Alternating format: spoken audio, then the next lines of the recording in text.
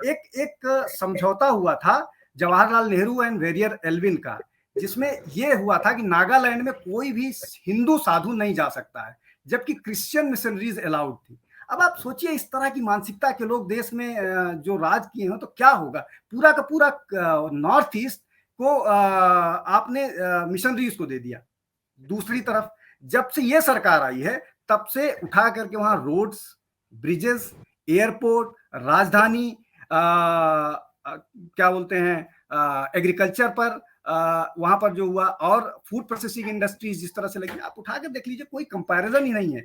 ये सारा का सारा एक बाकायदा इंटरनेशनली स्पॉन्सर्ड कॉन्स्पिरेसी है, जिसको फॉइल करने में सरकार, केंद्र सरकार और स्टेट गवर्नमेंट नाकामयाब हुई है। ये फैक्ट है, लेकिन ये बाकायदा एक प्लानिंग के तहत किया जा रहा है, और ये सब कुछ बोया हुआ पुराना वो है, उसमें बहुत कुछ सुधार हुआ था।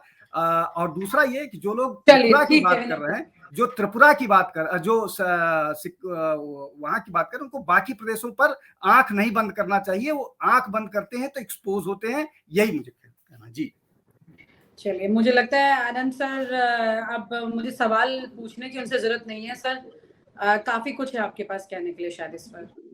बात ये है कि अगर ये कोई, हम पत्रकारिता छोड़ के अगर सरकार के तोता बन जाएंगे तो हमारी क्या साख बचेगी। शर्म आती है मुझे ऐसे बयानों पे। नॉर्थ ईस्ट कांग्रेस ने कैसे कर दिया, नॉर्थ ईस्ट को जोड़ा किसने? और अगर नागालैंड को उस समय जोड़ने के लिए ये शर्त माननी थी, मजबूरी थी कि क्रिश्चियन बहुल इलाका है और वहां जो है संघी न घुसे आरएसएस के लोग, तो इसमें क्या बुराई थी? अरे आज वो तुम्हारे पास है, आज तुमने कश्मीर में धारा 370 नहीं खत्म करी। सर आप क्या बात कर रहे हैं? आप मुझे उसी जगह से ये कह रहे हैं इनका म्यूट करिए माइक, ये काफी बोल चुके हैं। ये कह रहे हैं कि साहब जो है, अरे उसी को नगा लिम देने की बात ये सरकार कर रही है। ये प्रधानमंत्री, ये गृह मंत्री, ये सब लोग उन्हें बुला के बात करते हैं नगा के साथ। तो क्या है, इस तरह से एक तरफा चलाते हैं संजीव जो है पॉलिटिक्स। और जो ये मणिपुर की घासली है, ये है इस देश की हर औरत का अपमान है। ये न उसकी कोई तुलना राजस्थान से है न छत्तीसगढ़ से है। मुझे शर्म आती है। मेरी बेटी के लिए मैं चिंतित हूं। आज मणिपुर में मेरे रिश्तेदार हैं, वो बता रहे हैं कि कैसे वहां जो है लोगों को भाग के मिजोरम में शरण लेनी पड़ी कुकियों को, और जो है भाग के म्यांमार जाना पड़ा। ये कह रहे हैं कि सेना है, वहां सेना है तो क्यों हो रही इतनी हिंसा। और ये कह रहे हैं कि जो है संसद के सेशन की पहली इवनिंग पे जो है ये जो उन औरतों का वीडियो, अरे शर्म से डूब मरो चुल्लू भर पानी में। अपने को पत्रकार कहते हो? है ये सरकार अपने को सरकार कहती है, ये कहती है मैंने संविधान। कांग्रेस की दलाली और पर्सनल अटैक बंद कीजिए आनंद जी।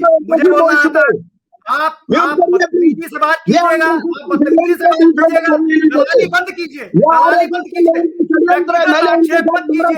कीजिए, ये लोग यही करते हैं, दूसरे को बोलने नहीं देंगे। दलाली मत कीजिए, व्यक्तिगत आक्षेप मत कीजिए, अपनी बात कहिए, व्यक्तिगत आक्षेप मत कीजिए।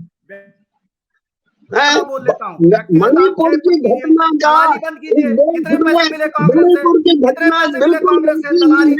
जैसे सिखों का नरसंहार हुआ, गुजरात में दलाली बंद करो, दलाली नरसंहार हो रहा है। आई समझ में? इसको कोई जस्टिफाई करेगा वो मेरी निगाह में देशद्रोही है। इसका किसी से कोई लेना देना नहीं है। जो भी उनसे जस्टिफाई करेगा, जिसे किसी भी अन्य राज्य से तुलना करेगा, वो उससे बड़ा देशद्रोही कोई हो नहीं सकता। मातृद्रोही अपनी माँ को जो है माँ से द्रोह करता है वो व्यक्ति जो मणिपुर की घटना को जस्टिफाई करता है। हमारी बेटियां, अरे तुमने इंटरनेट संसद में जवाब, तुम्हें पता लगा कि संसद में शोर मचेगा तो तुमने संसद का सत्र शुरू होने से पहली शाम को तुमने इंटरनेट खोला। जैसे ही इंटरनेट खोला बाढ़ आ गई। तुम खुद तो सारा कम्युनिकेशन चैनल बंद किए बैठे थे। अगर लोकतांत्रिक देश में लोग अपनी जो है चिंता नहीं जताएंगे, अपने साथ हुए अनाचार अत्याचार को नहीं दिखाएंगे, तो ये संसद क्या करेगी? किस लिए चुनी है ये संसद? काहे को बनाया बाबा साहब ने और जवाहरलाल नेहरू और महात्मा गांधी और सरदार पटेल ने मिलकर संविधान? पागल थी संविधान सभा। ये लोग किस तरह की बात करते हैं? ये जो आरएसएस क्या सिखाना चाहता है इस देश को है, और उसके समर्थक लोग क्या सिखाना चाहते हैं? ये राजस्थान और छत्तीसगढ़ से कंपेयर करते हैं, ये मध्य प्रदेश से कंपेयर करते हैं। अरे शर्म की बात करो, शर्म से विनोद जी जो दिख रही है ना तस्वीर मणिपुर के बाद, वो गुस्सा है लोगों का, उसको नजरअंदाज नहीं किया जा सकता। ये स्थिति बहुत खराब हुई है। महिला विकास मंत्री स्मृति ईरानी राज्यों के हिसाब से पक्षपात कर रही है महिलाओं की इज्जत पर, ये गलत बात है। अरे इस तरह की, अरे ऐसा कि बेटियों को आप लोग उनके दुकान पकड़ोगे घुमाओ, जब आपके पास तर्क नहीं होता है तब विनोद जी एक एक करके, अगर आपको बोलने में आपको टाइम दूंगी, रुक जाइए। आनंद सर बताइए। ये बर्बरता है सिर्फ, और कुछ नहीं है। ये क्या जमाने, ये हिंदुस्तान को वापस जंगल जो हंटर गैदरर युग में ले जाना चाहते हैं, जहां कोई नियम नहीं था, कोई कानून नहीं था। याद करिए हमारे प्रधानमंत्री नरेंद्र भाई दामोदर दास मोदी ने 2019 में प्रधानमंत्री पद की शपथ लेते ही क्या किया था? सबसे पहले संविधान की किताब को शीश नवाया था, संविधान का हलफ उठाया था। उसके बाद इस तरह की बात करते हैं। जो पहला उन्होंने मुंह में उनके दही जमा था, है जो उन्होंने 77 दिन बाद जबान खोली, तब उसमें भी राजनीति करी। अरे तुम देश के प्रधानमंत्री हो, इतिहास में जाएगा तुम्हारा बयान। आने वाली पीढ़ियां क्या सोचेंगी, इस देश की बेटियां क्या सोचेंगी? ये कैसा प्रधानमंत्री है? जस्टिफाई कर रहा हूं ऐसा कहिए। इस देश में मेरे को तो याद नहीं है, पिछले जो है मेरी उम्र 66 साल की हो गई और 9 साल की उम्र में ये माथे पे हिंदी आंदोलन का पुलिस का लठ है। इतने साल से मैं पब्लिक लाइफ में हूं और मुझे नहीं याद कि मैंने ऐसा वीडियो या ऐसी फोटो इससे पहले देखी हो कि बेटी के गुप्तांग पकड़ के भीड़ खींच ले जा रही है उसे। शर्म है, शर्म है, शर्म है। धिक्कार है इन सरकारों पे, धिक्कार है उन लोगों पे जिन्होंने किया। पूरी की पूरी कौम को धिक्कार है मेरी तरफ से। ऐसा कैसे हो सकता है? और हम इस पे चुप रहे और उसको जस्टिफाई करें।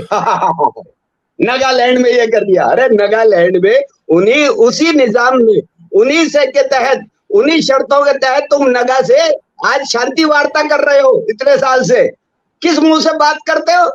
मुद्दे को भटकाते हो, कभी इधर ले जाते हो, कभी इधर ले जाते हो। पतली गली में, जयपुर में बड़ी चौपड़ में ऐसी बहुत सारी पतली गलियां हैं, पुरानी दिल्ली में भी है। वहां घुमा लोगे तुम लोकतंत्र को, उनमें भटका दोगे और हम भटकने लगे। पत्रकार जिंदा रहते हैं।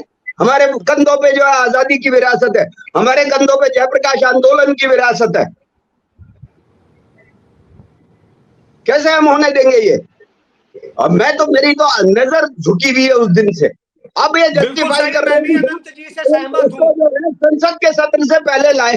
अरे तुमने इंटरनेट बंद कर रखा था, खोला तुरंत आ गई बाढ़। एक है आज तक हो गया, आज तक गोलियां चल रही है। परसों में इंडिया टुडे का रिपोर्टर था वो कह रहा था देखिए ये गोली चल रही है, सामने आवाज आ रही है। और उसको पुलिस वालों ने, जो सेना, जो पैरामिलिट्री है, उन लोगों ने, असम राइफल्स ने अपनी सुरक्षा में अपनी बख्तरबंद गाड़ी के पीछे एक गाड़ी आगे लगाई, एक पीछे लगाई और उनकी 2 गाड़ियों को सुरक्षित निकाला। तालिबान की तस्वीरें वहां से आ रही है, लोगों को गोली मारने की, इससे ज्यादा विभत्स नहीं हो सकता। फिर कोई मतलब है इसका? कोई जस्टिफिकेशन हो नहीं सकता। और मेरी नजर में जो व्यक्ति ये कर रहा है वो मातृद्रोही है, मातृद्रोही। इसके अलावा कोई शब्द नहीं है। आप हमसे जुड़े रहने के लिए सब्सक्राइब करें YouTube पर, फॉलो करें Twitter पर और लाइक करें Facebook पर।